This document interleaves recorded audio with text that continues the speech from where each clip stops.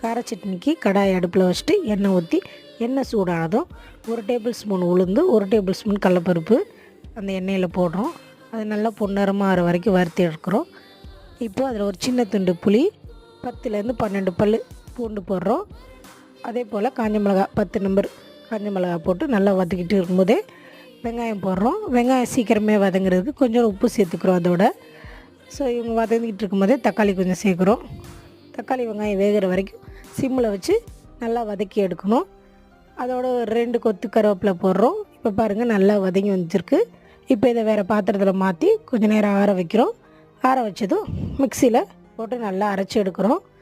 அரைச்சி எடுத்தோன்னா ஒரு கிணத்துல மாற்றிட்டு அதுக்கு ஒரு தாளிப்பு போடுறோம். கடுகு கருவேப்பிலை கொஞ்சோண்டு பெருங்காயம் போட்டு அந்த தாளிப்பை சட்னியில் ஊற்றி இறக்கிடுறோம். இட்லி தோசைக்கு செம்ம காம்பினேஷன். ட்ரை பண்ணி பாருங்கள் அண்ட் சப்ஸ்கிரைப் பண்ணிவிடுங்க.